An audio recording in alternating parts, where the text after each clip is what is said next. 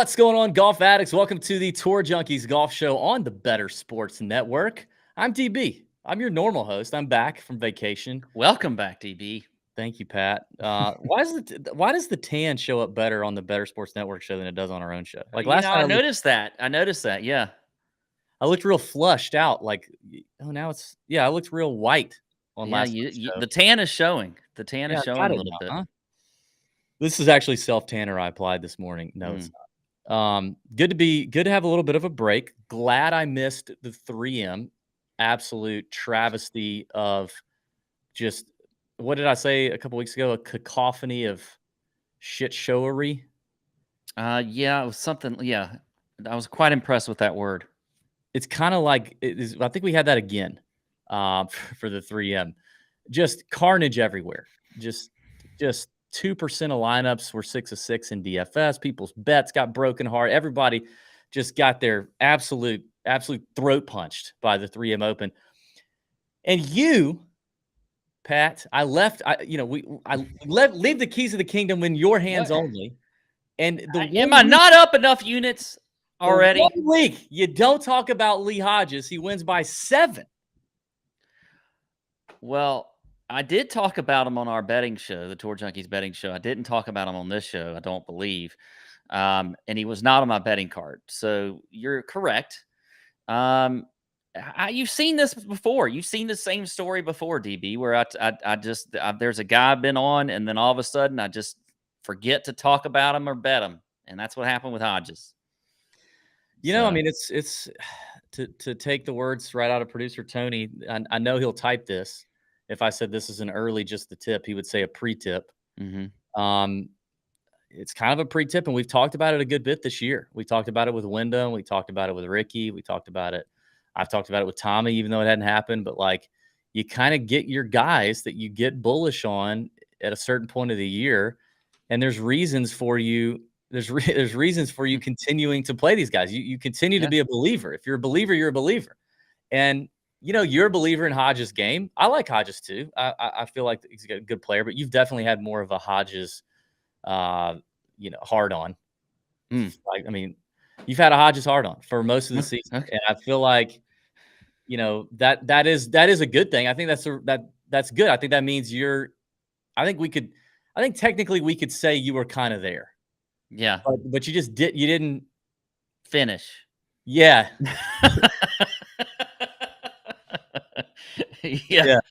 Yeah. Well, unfortunate for you. Really unfortunate. Sometimes we don't follow our tips, DB. Sometimes we don't follow our tips. They're pointing in the right direction, and we just don't even. Yeah. Oh, God. Listen to them. But what did I say to Tony right before we started recording? I said, Tony, I can see it maybe getting off the rails a little bit. Yeah. A directional tip. Yeah. Oh, God. I wonder if we'll still have a show on the Better Sports Network. Listen.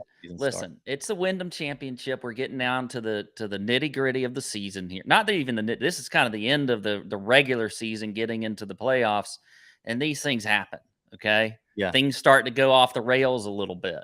It's kind of like JT posted on the 18th hole. He went off the rails, as far as I'm concerned. Yeah. He went off the rails. He went off the rails. It could have been, an easy, just 3-shot birdie, par. Made a lot of FedEx points. Made some dollars. Instead, he just. Let me ask you a question. Because we talked about this on the show last night. We went after it because we disagree on this topic. I think JT made the right decision, and we won't get all up into it. But I do have a different angle now. Oh, see, you've had more time to think about it. You've had the same amount of time to think about it. I know, but I had other things. So did I. I do. Okay, but I do have something I want to close with. Then I have a closing argument. Do you think Tiger would have played it safe 200 yards out after his first shot? Do you think Tiger would have done that? No, but I also don't think Tiger would have hit it, and he would have hit it 5 feet. No, don't say that. Like, you can't compare JT Poston to Tiger. You can compare. Yeah, I'm saying the mentality. I'm saying the mentality, right? Yeah, Like the mentality is. I said this last night. I didn't mind the mentality. Mhm. Technically, I just thought in this situation the mentality wasn't necessarily warranted. You can't deny the mentality. If you have the Mamba mentality, the Tiger mentality, you can't deny it. And you're sitting there. Yeah, I mean, JT tweeted he wasn't going to play for second. He would have made the same decision 10 times out of I 10. saw that. I saw And that. and we went into it last night, but to me, I still think one of the biggest points that people are forgetting is that if you're standing up on that tee, and we gotta talk to him about this, or Flint. I'd love to talk to JT. Maybe he'd do something with us. We're boys with him. But Yeah. I want to ask him, did you think to yourself standing on the tee, hey, I know I can still make double and be solo second. And the odds of me making worse than double are even lower than the odds of me making eagle. To me, that's the key, because he's already allowing himself 2 extra shots over par to play with. And when you have that, I just think that's all the difference. If bogey, if a double would have got him in trouble, then maybe I could see it being a little bit different.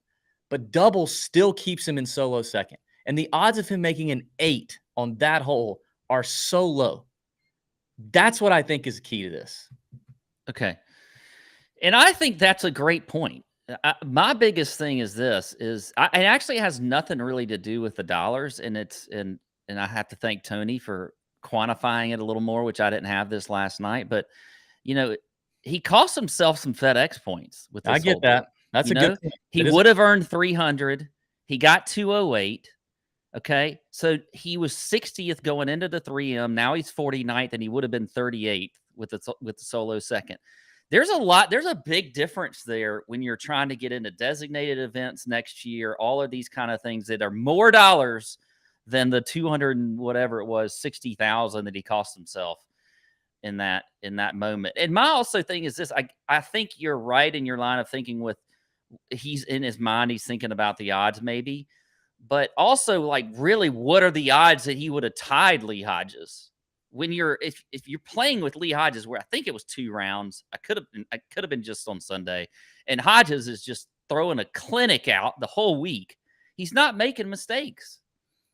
I know, but like I said last night, JT can only control JT. He cannot control Hodges.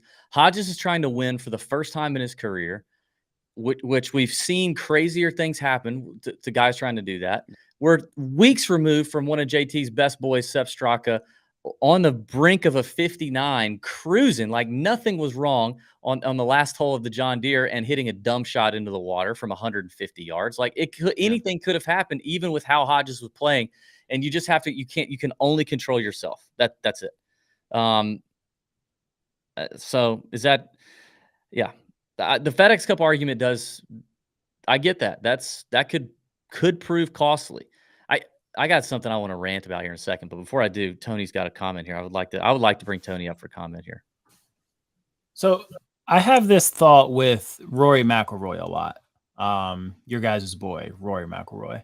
So you guys mentioned the money there with JT and DB. You bring up a good point, and if his mindset or if his thought was, if I won't finish worse than tied for second if I make double, triple, whatever here. So I looked it up. JT Poston, not a big name, golf junkies know him, but he's made $8.5 million. To me, him losing $250K because he tried to go for it and a miracle finish, something like that, doesn't matter. It's kind of I've had the same mindset or thought with Rory over the last 10 years, I guess, 8 years. How does, when you're making that much money, because even $8.5 million, that's a lot of money. Tony, he's made 13 on tour. His career earnings is 13 million. I looked it up yesterday. I must be looking at an old Google here. So, yes. So yeah, continue your point. But yeah, so I wonder about, does Rory care if he's on the tee at 17 and he goes bogey and loses 500K, as opposed to I'm just going to send it here and try to win this golf tournament? How much does the money that you've made in your career, how much does that affect your competitive balance, good or bad? full send or play it safe for a professional golfer. Completely agree. And I think that's where the FedEx Cup points argument is actually more compelling to me. That gives me more pause, because if you get those points and you advance so far into the top 50, which part of my rant is how damn confusing the PGA Tour's setup is, but it's like finishing the top 50 after next week. Is that right, Pat? Yeah. So it's top 50, and you're guaranteed the designated events, right? Yeah. So that could play. That could translate into a lot of earning opportunity, right? A lot of dollars. That I kind of get, because I could see that opportunity multiplying more so than the 260. Plus, the 260 is like, by the time he gives everybody a cut of that, he's got to give a cut of that 260. Like, his personal net loss for making that decision is even less. So yeah, it is an interesting debate. It's a very interesting debate. I think at the end of the day, it probably comes down to the athlete. It comes down to the situation. And there's definitely people on both sides. I put up a video about it on our Instagram and TikTok. So far, the only comments have been comments that agreed with my take, Pat. But so if you want to rally people who disagree to go ahead and comment, you need to do that. Okay, I'll do that. Well, I mean, the thing is, I think it's an argument that I don't mind both sides of it. I'm just saying, like, I think there's a lot that, there's some things that could have been done, but whatever. I mean, it cost his caddy some money, but I don't think, his caddy Fleener maybe doesn't care. I don't know. Yeah. I can't really speak for any of them. So I also, here's what I will say. This goes back to society in general, DB. Okay.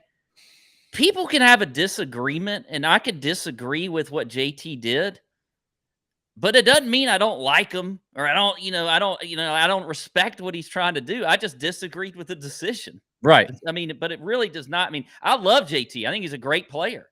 He's a great dude. Yeah. I disagreed with the decision, but it doesn't mean I don't like the dude. 100%. Yeah. I will say this is funny. Our boy Kenny McAndrews, who's made a couple of appearances here on the Better Sports Network, one of the best football handicappers out there. Kenny, oh dear, he loves golf. He's such a golf addict. That's why he loves talking to us and coming on this show. Kenny gave out a bet in his Discord, and the bet was Tony Finau and JT to both go bogey free in round 4 to pay out 31-1. And Kenny personally laid down $300. But I will tell you, knowing Kenny the way I do, he cares way more about the bet hitting for his community than he does the actual dollar amount that he wagers. But he put $300 on this thing at 31-1. Tony goes out, he's bogey free. Poston is bogey free, coming to the 18th hole, and makes that decision and loses the bet for Kenny. And it is just a terribly bad beat. It really is painful. Like, I feel that in my plums for Kenny. You know who doesn't care about that, though? JT Poston. He doesn't care. Have we ever had a bad beat similar to that? Or like, what's our worst? I'm trying to think of our worst bad beat. Well, first of all, I'm not going to remember it because I don't remember hardly anything. So I tell you what was close to my worst bad beat was just a few weeks ago when Sepp was coasting to a win and almost lost. Speaking of JT Poston like decisions, and hits it in the water on a fairly easy 150-yard, was probably a 9-iron for him. Yeah. Luckily, that did not turn into a bad beat, but I'm trying to think. DFS, if you're really close to the top on some tournaments, a lot of little things can change. Putt here and there. Somebody gets, has a bogey-free round. Somebody has all rounds in the 4 rounds in the 60s and gets the bonus point. Some of those things can change your payout very quickly, and you don't necessarily know or not. It's hard to figure out all the scenarios around you. But I don't know if I've had anything major happen like that. Yeah, I can't think of anything. I mean, just because my memory just sucks. And I feel like Denny McCarthy, me losing that bet a few weeks ago Your bet, I actually remember yours, the Colin Morikawa outright in Hawaii this year. Oh, yeah. That was, yeah. I still don't think it's as bad as Kenny's. No, it's not as bad as that. On that hole, I mean, you got to just be standing there. Like when he makes it through 17, you just got to be like, oh, worst case scenario, he'll par here, and the bet hits. But God, that sucks. Yeah, that's a tough one. Anyway, the 3M, whatever. Lee Hodges, happy for him. We like Lee Hodges. He seems like a good dude, Alabama guy. By the way, we don't have to get into it, but I did kind of a breakdown of him absolutely just slanging it out and totally alpha mailing Nick Saban. The tour posted Nick Saban calling him on the phone on speaker to give a congratulatory call because Hodges played golf at University of Alabama. Coach Saban calls him to congratulate him, and it is a masterclass in being an alpha dog. That was Lee. He's right here. Hold on. Hey, Coach. Hey, Dave. How you doing? How are you, bud? Great. Congratulations. Thank you, pal. Appreciate that, man. Yeah. It's fantastic. Thank you, You dude. had a great one, huh? Yeah, no. There's not many times you win by 7, so it was pretty fun. I usually watch it at night. I'm rooting for you, so I found Thank you, Coach. I appreciate that. You guys get after, all right? Yeah. We're getting ready to go on Players Report Wednesday and start practicing Thursday. All right, perfect. Well, good luck this season, Coach. I appreciate you calling. All right. Thanks, buddy. Thanks, man. Lee Hodges completely just literally kind of just tells Nick Saban in so few words, like, all right, old man, that's enough. I'm done talking to you. Thanks for the call. I got better things to do. See ya. To Nick Saban. It was fantastic. So check that out on our Instagram, TikTok, if you haven't already. All right, we got to take a break. When we come back, we're going to talk about this week, the Wyndham Championship, give you a little bit of a tip, talk a little bit about some golf betting, big picture game theory stuff. Pat's got first-round leader bets. DraftKings cash game lineup has got to be better than last week. I heard Pat just absolutely just pissed all over that. It was horrible. All right, stay right here. We'll be right back on the Better Sports Network.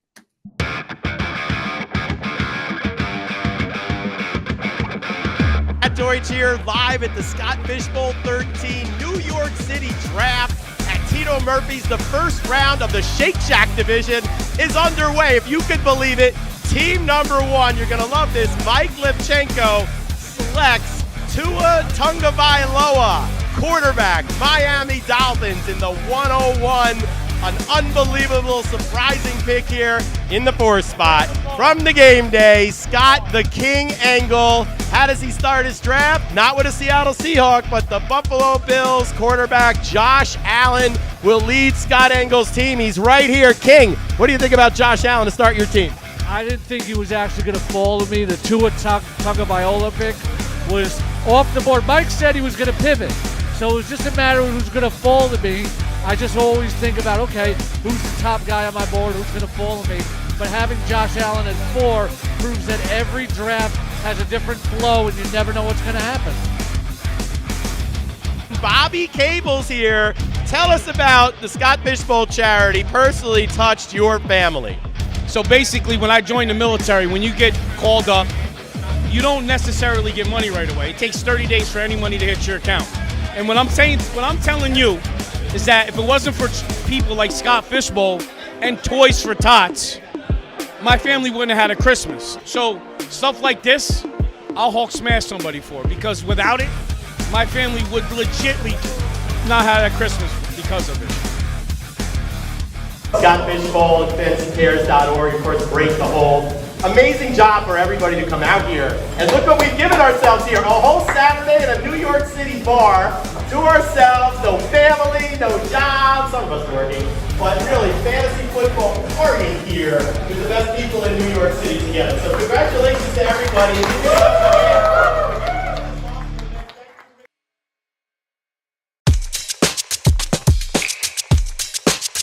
Making you money in daily fantasy sports and golf betting. Tour Junkies on Better Sports Network. Have you drafted your fantasy football team yet? Well, before you do, make sure you head over to Fantasy Alarm for the updated fantasy football cheat sheet. It's the one-stop shop for dominating your drafts, and it's digital, constantly updated with new information. You can purchase the draft guide for $26.99 or get it free with a monthly or annual subscription to Fantasy Alarm. Start your free 7-day trial of Fantasy Alarm All Pro and get immediate free access to the draft guide.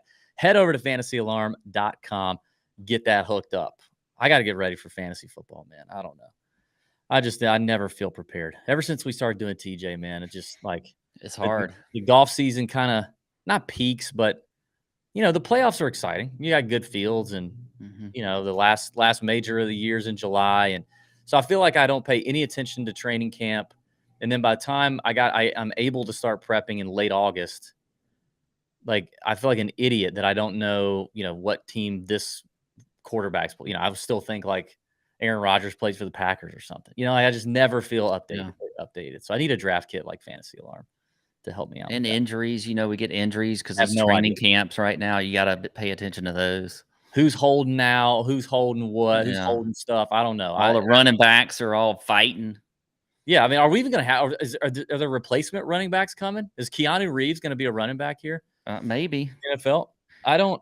I don't know, like rookie names. It sounds like it's just going to be a bunch of wide receivers running around the way that drafts are going. It's like everybody just doesn't, or they're doing the zero running back strategy, which I understand is not technically zero running backs, but it's just a bunch of wide receivers right now running all around, throwing it. It's like Bugs Bunny cartoon back in the day when he would throw it to himself, catch it, and run. Remember that? Remember Bugs Bunny? Anyway. Bugs. Are you talking about Charlie Brown? No. I know Charlie. Oh, did Charlie Brown do that? I thought Bugs Bunny did it too. I think it was Charlie Brown. No, Charlie Brown did do it, but I think Bugs Bunny also did it. Okay. Because he was fast. Yeah. Anyway, like I remember last year, so when I started to prep for football, and like I'd see these names, I'm like, who the is that? And it was some top receiver out of USC or something that I'd never heard of. So I got to get educated because I got to have a good fantasy football year. Anyway, that's that. Pat, we've got the Wyndham Championship this week, which is the final event of the regular season. It's the last chance for these guys to get in the top 70 of the FedEx Cup playoff rankings. If they get into the top 70 after this week, they continue on next week in the first playoff event. If they don't, their season is over, and they don't play golf again until September.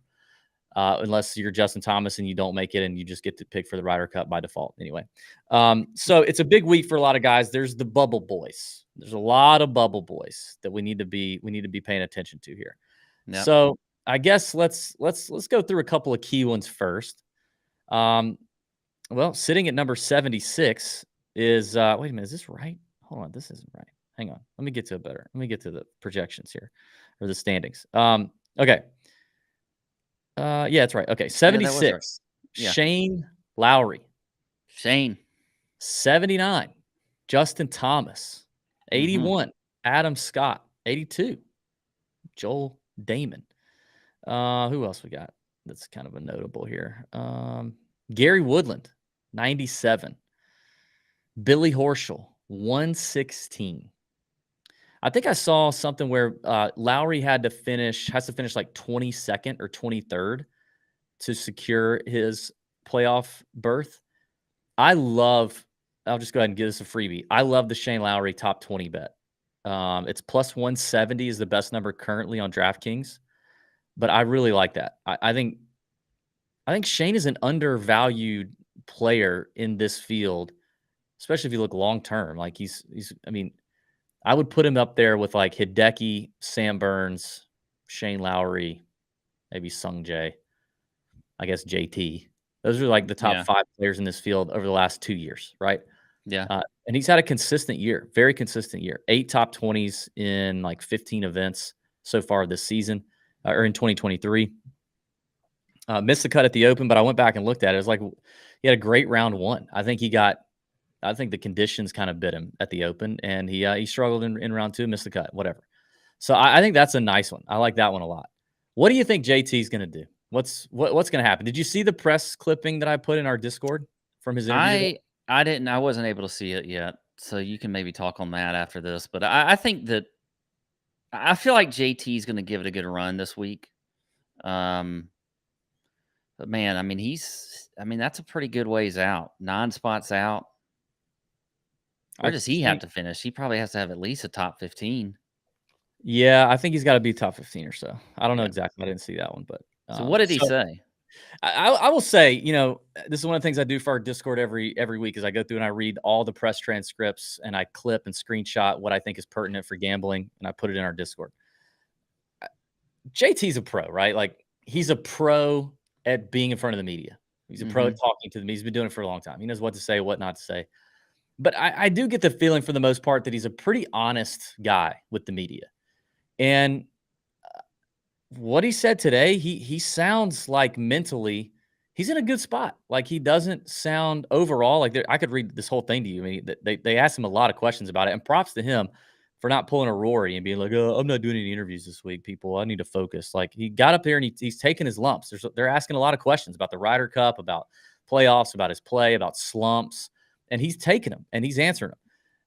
But this is kind of what he said to start. He said, "Yeah, I mean, expectations. I don't necessarily have anything in particular. I know I'm really, really close to playing some really, really good golf." You can tell he's been hanging out with Tiger a lot. I'm really, really close to playing some really, really good golf. The reality is, I need to play well this week to give that an opportunity to come out in terms of the playoffs. That's the unfortunate but also realistic part of where I'm at right now. I'm excited. I think it's an unbelievable opportunity. I'm enjoying it. I think it's great for the Wyndham. And he goes on to talk about how he's excited and that he feels like everything is so close. He just said, I think he said something about his round last week. Was it round 2 or something where he said, I had 2 swings that cost me 5 shots last week. And if those 2 swings don't happen, I'm in a totally different position. So, I mean, it sounds like he's saying the right things and he's believing the right things and he feels like it's close. This is one of those times where we just, do you buy it? Number one. And even if you do buy it, and even if he buys it, still doesn't mean he's going to do this thing. Yeah. No, I mean, I'm kind of buying it though this week. I'm feeling some JT. I don't know if the win's coming, but I think there's going to be, it's going to be a very positive week for him that could possibly sneak him into the top 70. Way more on the line too with potential Ryder Cup type stuff. So I'm buying into a little bit of the JT stuff. I don't know where he is on the top 20s. He's for top 20. He is plus 190. I don't mind that either. I really don't. Scares me. That one scares me way more than Shane Lowry. Just the putter is what worries me. Like he's been so bad with the putter, and I think this is going to be a pretty soft, gettable course. There's rain coming. Winning score has been 20 under every year since 2016, with one exception. A cold putter concerns me. Yeah, a top 40, I get down with that. And I know he needs more than that, but that doesn't mean he's going to get it. So, what about I mean, there's a couple other names in here we could talk through. Like Adam Scott's an intriguing name at 81. He's going to have a really good week. And he's had, he almost won here a couple years ago when Kiz won. He's been putting it really well. Joel Damon at 82. I don't see anything in Joel's game right now that gives me hope. Like, no, I haven't he either. is on the struggle bus, like big time on the struggle bus. He's not. His last good finish was in November. My goodness. Dude, that was his last top 30 finish, and it was a 5th. He played so well in the fall. What in the world happened? Has he felt like kind of like out of it this year? Like there's been sort of like... Oh, Netflix happened. That's what happened. Well, yeah, Netflix happened. But it's also kind of felt like this has just been a year for him. He just hasn't quite been into it. I don't know. And maybe that is the Netflix thing. Like he felt, we saw him at the Wells Fargo, and he seemed a little kind of burnt out at that point. Like there were so many demands on him with the Netflix stuff and all that kind of like it just felt like this year was just not going to go so well. Yeah. But he's certainly got the game to have all of that come back. So. Yeah. The last really interesting one to me is Billy Horschel. We talked about him Yeah. a good bit. I am buying. I'm buying Billy Ho this week. If he burns me, he burns me. He needs a big week. I mean, I think he's basically got to win. Yeah. He's won like 115 or 116 or something in the FedEx Cup playoffs. It'll be the first time he missed the playoffs in a while, and obviously got a lot of game. Showed up at 3M and finished 13th last week. His record here is insanely good. He loves this place. It seems like a great get right spot for Billy Ho. So, doubt he wins. Don't know that I'll probably bet him outright just because the number's good, but I think he makes for an interesting top 20 play, maybe even top 10 play, DraftKings play, all that stuff. Anybody else in terms of FedEx Cup we need to talk about? I guess. I mean, there's obviously the guys just inside the line that kind of need to hang on. Yeah, that's what I was looking at. Is some of the guys, your bigger, not bigger names, but there's some people in here like Cam Davis is right on the bubble here at 69, been playing well lately. Austin Eckroat is right there at 70. Yeah. So they're trying to stay in there, obviously, but there's I not like any. Davis. I like Davis. I like him a lot this week. I do too. There's not really like big names though on the inside of the bubble that I feel like could drop out. Like Hideki is probably the biggest name inside, but he's at 56. I don't think there's any danger for him. So other than that, there's really not any major names like you see just outside with Shane Lowry and Justin Thomas. I gotta say, I really do love the fact that it's top 70 into the playoffs because it has created a lot more drama with bigger names than typically this time of year. We're looking at the keep your card line, which is the 125, and that's what we're staring at. It's like, oh my God, these guys are going to lose their card. Well, the guys that are on that bubble are usually guys that nobody gets real jazzed up about. So you don't have these big name players in the field that because they don't have to be. And whereas this week, you got guys that are here because they need a good week. So I've really enjoyed that. My rant that I was going to get into earlier that I'll spare everybody from getting into too much, but the tour makes it so damn complicated, dude. Like it is between the FedEx Cup standings are fine. They're okay. But I mean, hell, I do this for a living full time. You do it almost full time. Like, we've been doing it 8 years. Why do I not understand all of it already? Like it's so complex how they do it. And I don't know if it's all the changes in the last couple of years, but I mean, I was hand up today years old when I learned that the top 125 to keep your tour card goes through the RSM, which I'm sure at some point I knew that. It's well documented. My memory is terrible. So I'm sure at some point when it all rolled out, I was like, oh, dang, that's different. 125 through the RSM. Okay. But then at some point that vacated my brain because I'm used to how it's always been. And I totally forgot about it again. And guess what they're going to do? They're going to change it again. Change it all again. So it's almost why that's the reason you can't have a rant about it. Because if you're just going to have this long rant and get all upset, and then it's just going to be changed again, and you're wasting energy. Okay. Can I tell you that, like, on a weekly basis, Rob Bolton, the guy that works for the PGA Tour that does a lot of stuff on Twitter, you have to follow him if you bet on golf. Like almost on a weekly basis, I read some of the things that Rob Bolton puts out, and I'm like, he's the smartest man in the world. How he figures out, how he's come to understand the ranking system, and like what category guys are playing in and out of, and how they're working it up, and how they're working down, and what they need to do to get here, and how many starts left here, and temporary membership earned here, but he's got to hold his wiener just right to get to this category, and it's unbelievable. I mean, it's a doctoral degree to figure out that part. I'm not even talking about the FedEx Cup stuff. You know what I'm talking about? Yeah, I agree. And I wonder, though, too, if part of the next change is to start to actually simplify. It's kind of like the tax code. Like my dad's a CPA, and this, like, everybody's trying to you got to have all these people to figure out the tax code, and then they just change it. Like, is that what the tour is? Is it always going to be that way, or are they going to simplify it at some point? But because the tax code's never going to get changed. So about once a month, looking at some of the stuff Rob Bolton puts out, I think to myself, you would have to lock me in a room for a week with Rob Bolton. Mm-hmm. And the only thing I was allowed to do was eat, sleep, go to the bathroom, and listen to Rob Bolton try to educate me on how the rankings and the conditional status and the full status and the partial, temporary, movable obstruction status, like all of the things. Like, it would take that long for me to figure it out. It's unbelievable. It's so complicated. Yeah, it is. It is complicated. Can you imagine, like, there's zero chance like DJ would ever understood that in his PGA Tour career, right? Like, there's no way he could give you that. Here's the thing. You got to also feel for some of the agents out there because they got to figure out a lot of this stuff too.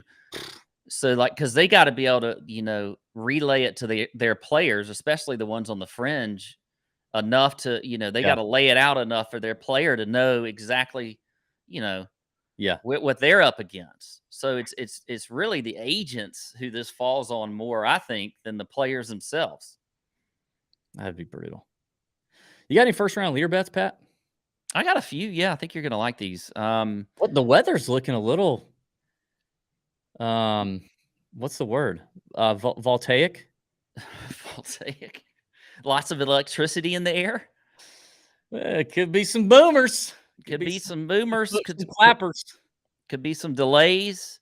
Yeah. I think with that, I'd have 5 guys really, and God, 5 guys is one of my favorites, by the way. Yeah. Like 5 guys, burgers and fries. I would put it up against anything. Any burger and fries. And the fact that they have vinegar for the fries. Oh, that is my love language. Vinegar so good, fries. Dude. Yeah. And when you just get that bag and you got, you know, and you know they're gonna put the extra scoop of fries in there for you. But damn, don't you still feel like you just got away with something? You know, you pull your burger out, you pull your cup of fries out, but then you see like a fourth of the bag is covered in fries. You just feel like, damn, somebody, you know, Randall wasn't paying attention and he just double scooped my bag. And you just feel like you took something. And then you set that bag down, you rip it open, you spread the fries out, you hit that vinegar all over them bitches. God, dude, man, it's so good. And I love 5 guys. Listen, this could be a hot take, DB, because I'm getting the burger anyway when I'm there. But I don't mind a hot dog from there. Now I'll get one and add it to the burger. Like I'm never going to go and just get the hot dog. No. What are you? Okay, fat ass, slow down. But, I mean, I don't for later maybe. I've never ordered the hot dog, but one of my sons has ordered it before, and I've taken a bite. It's very good. It's very very good. But I can't not get the burger, and then I am loading up on fries. I'm going to gorge myself on those fries. Let me tell you something that's going to make you sad. All right, because see, you're getting up to that 40-year-old point. I don't personally. I'm in the halfway area of the 40s. I don't go to places like Five Guys a lot because you start to recognize when you can't do those. Like I will say, in the last 52 weeks, I have not been to a Five Guys because you get so worried about eating stuff like that. Pat, do you remember when I started losing weight that Five Guys was the restaurant I didn't eat at? Oh yeah, I do remember that now. I want Five Guys like right this second. I do too.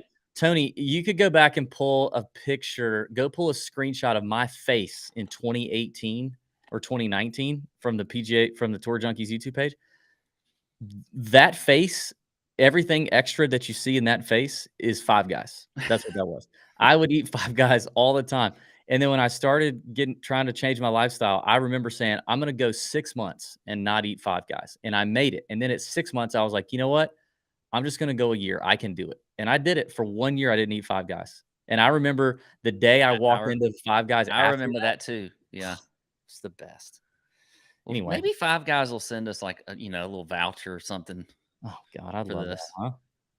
Shit, man. Anyway, okay, here we go. First round leaders. Five Guys. Billy Horschel, 65-1. He goes off in the morning, very early. I like Horschel. I like Ben Griffin is at 70-1. He goes off in the afternoon. So does Garrick Higo at 80-1. Higo's been playing really well. Yeah. Let's see. Doug Gim is at 80-1. I like Doug Gim. And then I just feel like you could see this guy, this little wee man up on the leaderboard. He goes off in the morning to Mr. David Lingworth at 120-1. Little David Lingworth at 100. Yeah. He's had a quietly good season. As a matter of fact, when I was looking at the standings, he's up there somewhere, like in the top close to. Oh, yeah. He's at 74th right now. That's insane. David Lingworth is higher than Shane Lowry and Justin Thomas in the FedEx Cup playoffs. I know. Yeah. That's insane. That's insane. What's Lucas Glover's first round leader number? Lucas Glover is this is a transition. This is a transition here. okay. Lucas Glover is 80-1. 80-1. All right. So I'm gonna get into just the tip right now. Congrats. I'm gonna get into just the tip. And we're just going to do a little exercise. This is like the math class solving the problem together on the board. I wasn't wanting any math today. It's not really involving math. It's just like that. Okay. Because the finishes don't always tell the story. Pat, you talked about not being able to finish earlier. Doesn't always tell the story. There could be underlying issues, underlying factors. And last week, while I was on vacation, I went pretty hard into Lucas Glover finishing top 40. And I felt great about it. He had 3 straight top 6 finishes. He'd finished 4th, 5th, and 6th in his previous 3 events. It appeared that the broomstick putter had changed his life. His ball striking has never left him. He's always been an incredible ball striker. And it felt like a very good bet. And it didn't hit because he missed the cut. And, I could look at that and go, okay, I'm writing him off. He missed the cut, whatever. But this is the tip. This is just the tip right here. You got to sometimes dig a little bit. You got to dig into the details, dig into the dirt.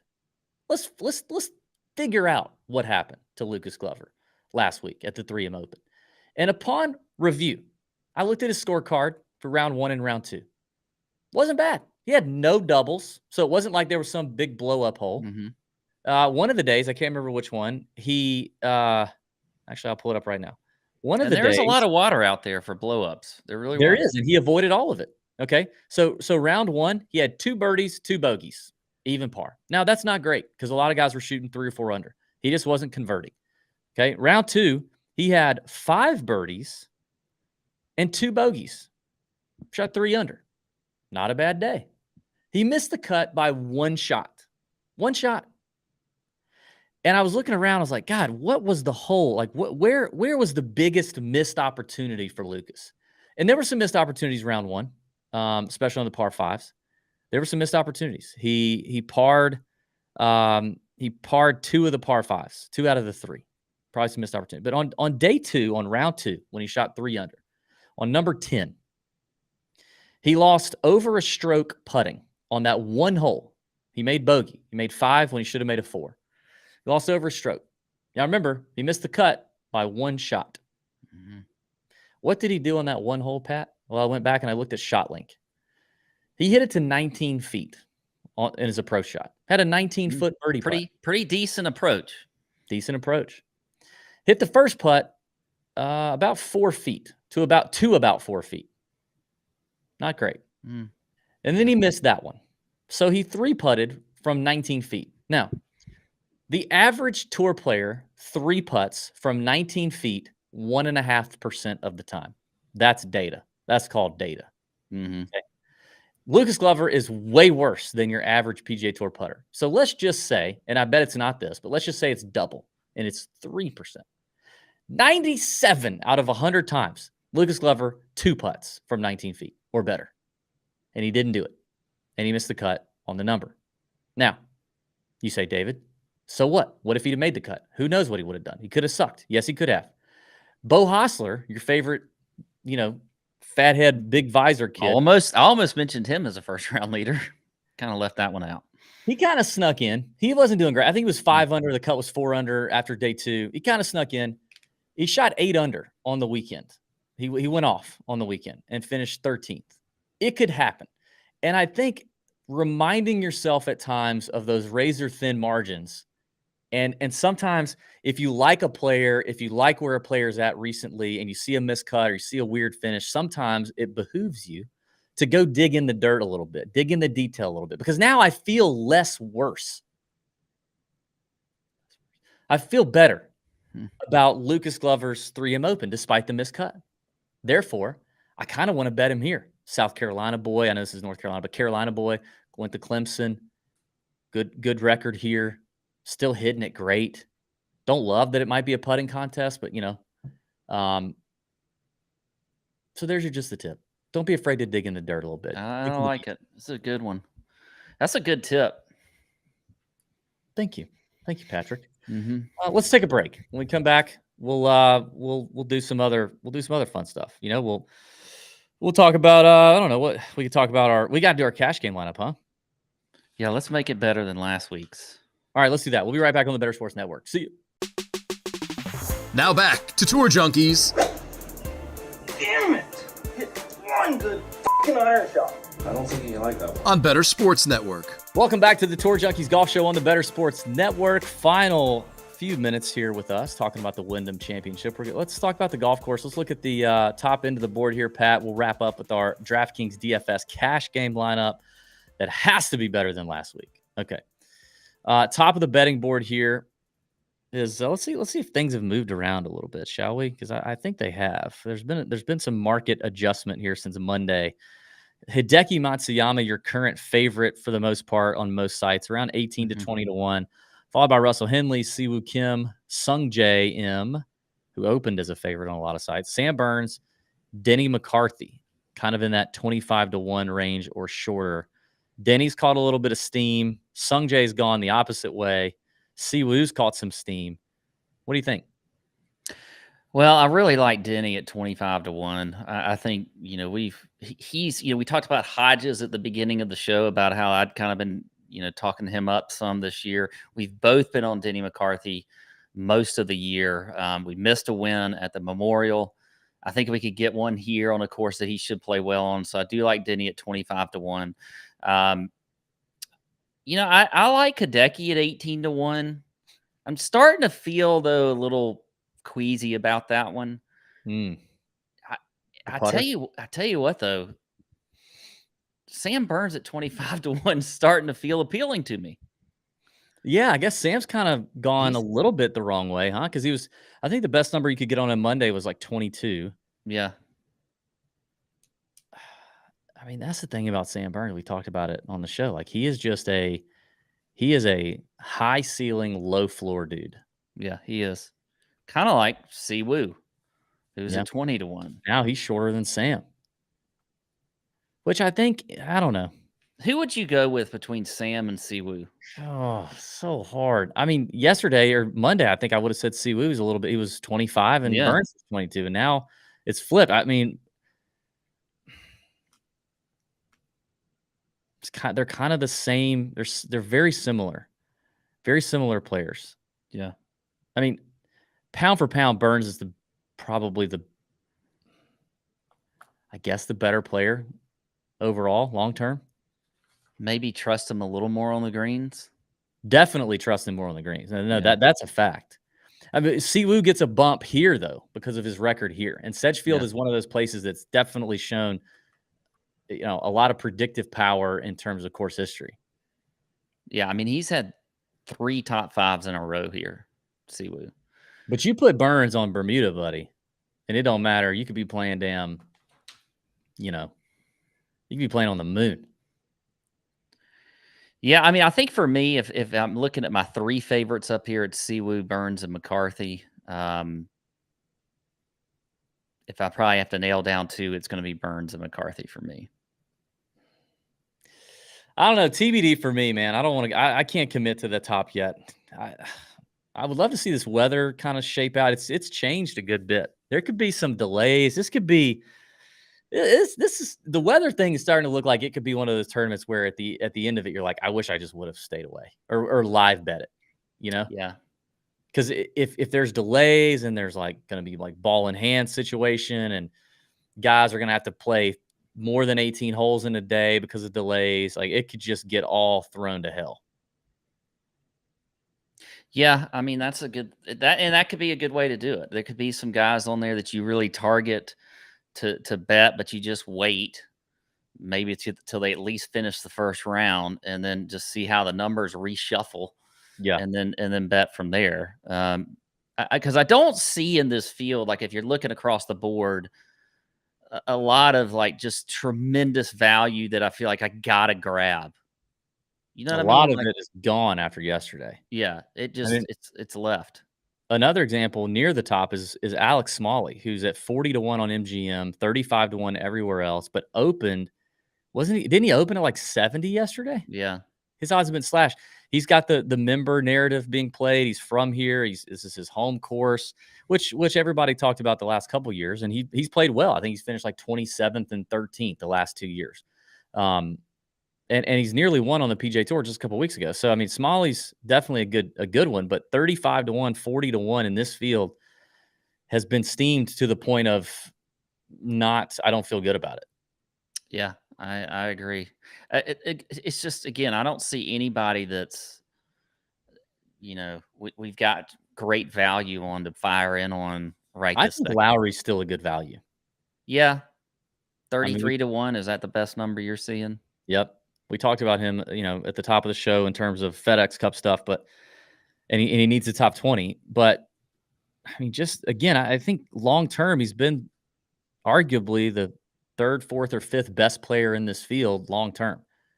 And he's had a consistent year. We know he can win. I just think 33 seems like a really nice value there. And JT Poston was a value yesterday at 40. Exactly what I was about to say, at 40-1. Mm-hmm. But now he's 30 is the best number. Mm-hmm. JT, now the thing that concerns me with JT is just thinking about how much golf he's played and the travel. This will be his 5th tournament in a row. He's gone to Scotland, then back home from England for the Open. Didn't he play the Genesis Scottish? He played the Genesis Scottish. He played the Scottish, yeah. So I don't know, 5th in a row. I mean, I know he's hot. It's the tournament he's won. He's a North Carolina kid, but I'm glad I got him yesterday at 40 because now I feel worse about it. I tell you the one that I don't think has gotten it. You were looking at these numbers early yesterday, so maybe it was the one that I have seen that hasn't changed a ton since I was really looking at it. Is Cam Davis? He's still at 45. He was at 45-1. That's what I was looking at yesterday. He feels like another one that I would fire on that number. I don't mind Cam. He has played well on less than driver courses, kind of shorter, more positional courses. Played well last week. I don't mind that one. The last one I'll tell you that has steamed a ton is Brendan Todd. Brendan Todd opened at like 90 or 100. His odds have been cut in half. He's at 50 to 55 pretty much everywhere. So if you missed out on the Todd father, you missed out. But I mean, this is going to be one of those weeks where it's so tough. You hanging in the balance of like, I want the early Monday outright value so that I have great closing line value on Thursday morning. But then with the weather, come Friday, you could be looking at it going, God, I wish I just would have waited on everything because I've either wasted units on these guys because they got screwed, or I don't have enough of these guys who are going to have the far better end of this whole situation. That could be what we're talking about at the top of the show next week. So, all right, let's get into the DraftKings cash game lineup, 50-50 or double up cash lineup. Only trying to get 6 guys through the cut, which Pat pitifully did not do last week. And the problem was, DB, and you mentioned this on the show, was all the chalk that didn't hit last week. And I took too much chalk. So, yikes. All right. Well, I'm going to start since you screwed the pooch last week. So I'm going to start. I'm going to start. I actually think Lowry is a cash play at 9,500. Okay. I don't mind that. I think that, again, you've got the narrative with the FedEx Cup and all of that he's trying to he's trying to make it in there in top 70. Okay.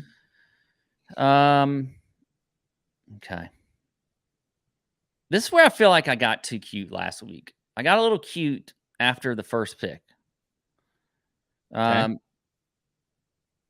But you said you went chalk. What? I mean, you... Yeah, but it just, I'd have to go back and look. But there was a few that weren't chalky that were just terrible. Like, I want to go Billy Horschel here, but I feel like that's getting a little cute.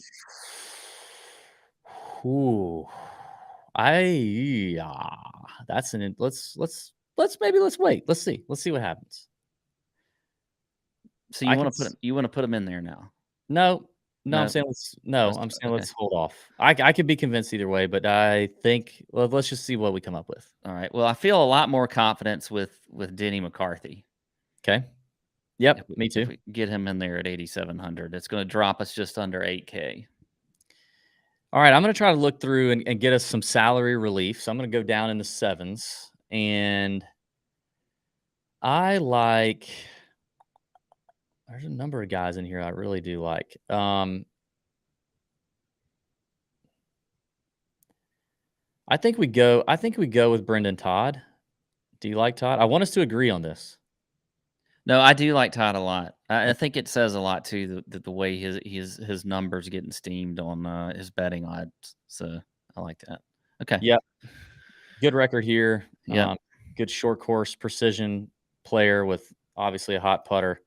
Actually, his record is not very good here, but it's good the last couple of years. He's kind of figured it out, maybe.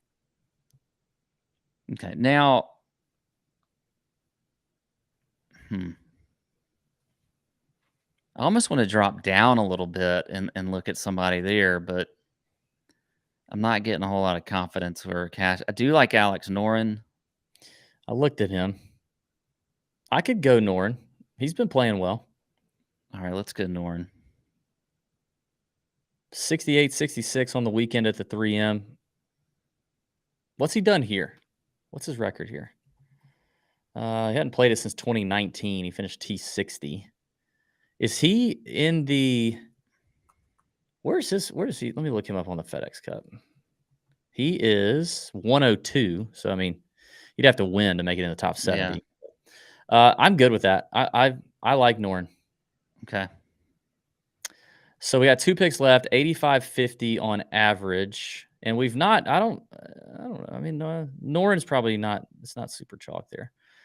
I think we avoid Horschel at this point. We could eat some chalk and go with the North Carolina Alex Smalley at 8,100. Yeah, I mean, that was going to be my next one that was who I was also thinking about before Noren, but that leaves us 9K. We got to hustle. I mean, if we do that, then I think we have to go with Siwoo Kim. All right. I like it. Shane Lowry, Siwoo Kim, Denny McCarthy, Alex Smalley, Brendan Todd, Alex Noren. That is your 50-50 or double up cash lineup on the Better Sports Network. Listen, thanks for watching. Thanks for tuning in. We'll be back next week for the first playoff event of the season. Top 70 players going to be in. It's going to be a stacked field. Looking forward to it. And may your screens be green. Bend over your bookies. Have a week. See ya.